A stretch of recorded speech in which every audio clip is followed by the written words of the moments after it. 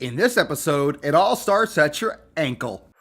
The sun is shining, the birds are chirping, the bacon is sizzling. Welcome to the Daily Swole.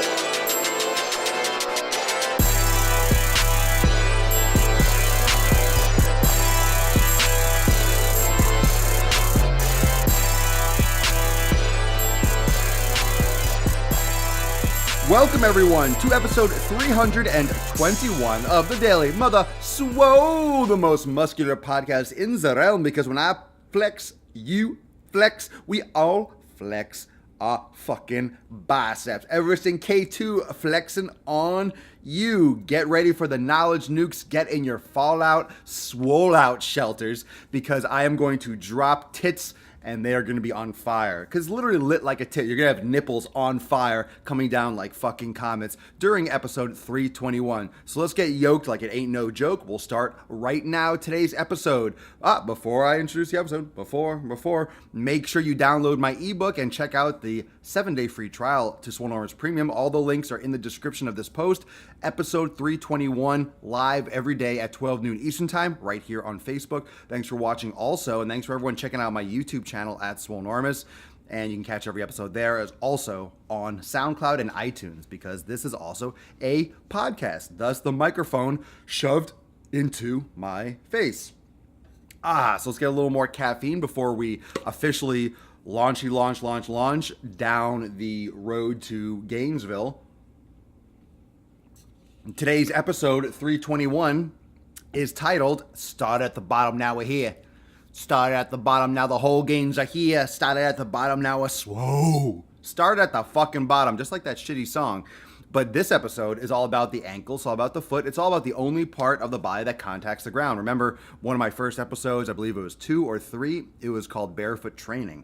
And we've been talking a lot about barefoot and mobility in my premium group, Swolenormous Premium. We've been talking a lot about barefoot training, and a lot of people ask me why I wear flat shoes, why I wear my Vibram barefoot shoes, why I'm barefoot oftentimes. And the reason for that is because being barefoot is better. It's the way we are meant and designed to be. Now, that being said, a lot of people don't want to walk around the gym barefoot, and I wouldn't recommend it either because that'd be kind of dirty and nasty.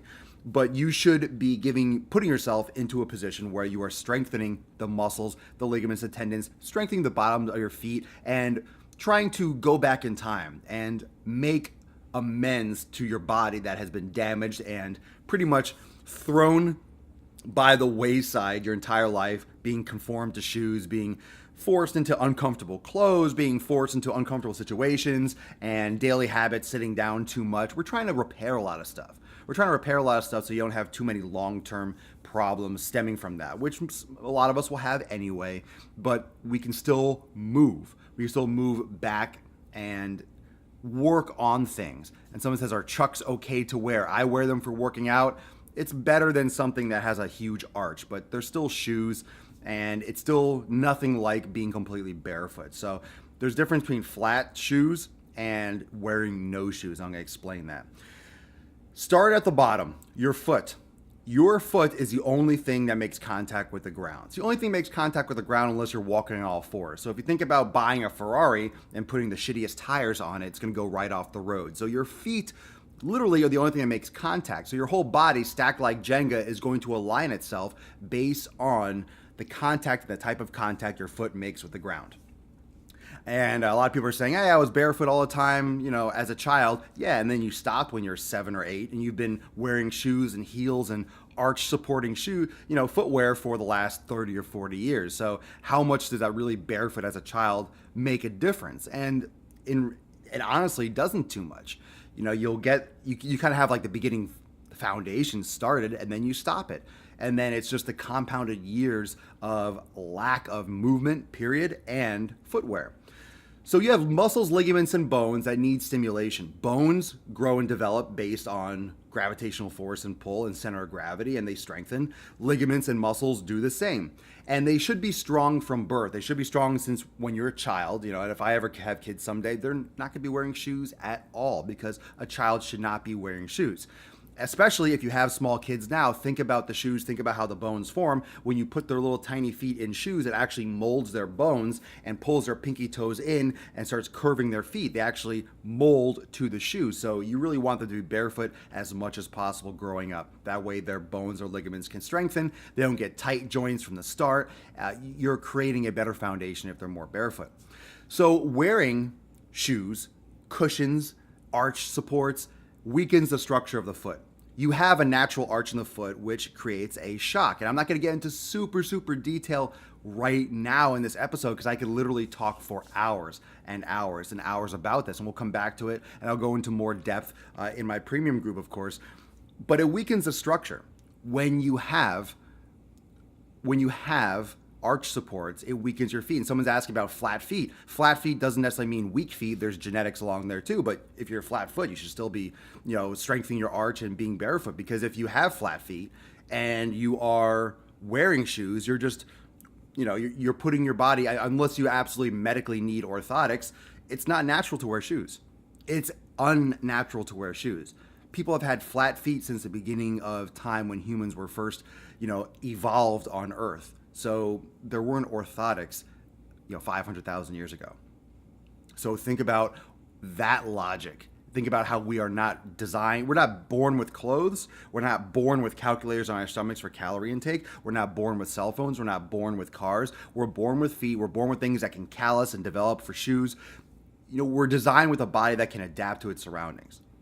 We're born with this. We're born with this stuff. We create all these other things to kind of help along, but we're not born with this. And one of the things that's the problem is we think that because we've created something, that we have marketing, that we have certain brands, that we need to align ourselves with that, and that's the way it is. That's what we have available. That's because of technology, but it doesn't mean that just because we have technology, just because we can make shoes, just because we could do things, doesn't mean that's the best way. Doesn't mean it's the worst way either. But bottom line, shoes weaken structure. Anytime you're having a cushion on your foot, you're weakening the neural feedback. You're weakening the pressure that is causing bone density, that is causing strength in the foot. Whether you have flat feet or arched feet, when you have a cushion on the bottom of your foot, you are taking away your body's need to stimulate bone growth and development and tendon strength and ligament strength in order to support the body straight. So make sure you share this broadcast right now because I'm sure that you know someone that wears shoes. Everyone wears shoes, especially high heels. I'm not going to get really into high heels today, but high heels are horrific for women. Like literally, they are terrible. They are terrible. High heels are absolutely awful. There is nothing good about them. There's nothing good about high heels. Really. I'm not even saying that jokingly. High heels are absolutely terrible. Any kind of elevated heel is terrible, especially high heels for women. Shoes change your static and dynamic posture. Static posture is how your body is aligned at, standing in one spot. Dynamic posture is how your body is aligned in center of gravity when it's in motion.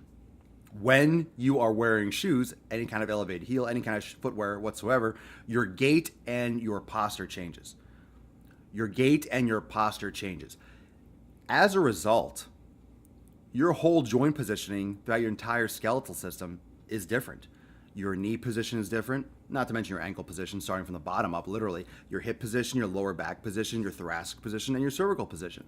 So because of the angle differences, because of the change of alignment in your foot, in your ankle complex, you are changing the necessary alignment to stay balanced all the way up the kinetic chain, all the way up to the top of your head. And because of that, you're going to have joints that are forced to be in different positions, different muscles that are supposed to be or required now to be tight and to be pulling in different directions in order to keep you balanced. This is fucked up. And I'm not suggesting this. I'm literally telling you that footwear fucks people up. And it's fucking you up more than you think. This is not a suggestion. These are facts. These are facts that footwear fucks people up. Like I said, this is not, for some people it's bad, for some people it's good. No, it changes how the human body stands, walks, and moves. This is not up for debate. This is something that is known. It is known. They make a ton of money. Nike makes a shitload of money when you buy their sneakers. All these companies make a lot of money when you buy their products, but they're fucking terrible for you. One of the major injuries, I'm going to talk about one of the major issues from wearing shoes and from having weak and damaged arches. And the first one, the main one, is plantar fasciitis. It's inflammation of the plantar fascia on the bottom of the foot. Okay, so you have irritation on the bottom of the arch of your foot.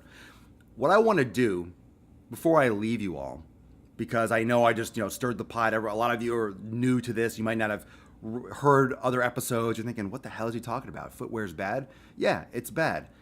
But here's one of the things that you might not have experience with. Plantar fasciitis, inflammation of the tissue on the bottom of your foot.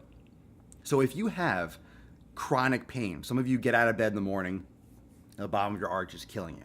Aside from doing yoga, aside from doing corrective exercise, one of the basic things you can start doing if you want to improve your ankle mobility, if you want to improve the way your body reacts to the ground, if you want to improve basic, without doing anything scientific, without going to the gym and doing certain exercises, without doing a whole yoga flow, ankle alphabets. Sit on the side of the bed, hang your feet off, and pull your foot up in big circular motions and write out the entire alphabet, capital letters.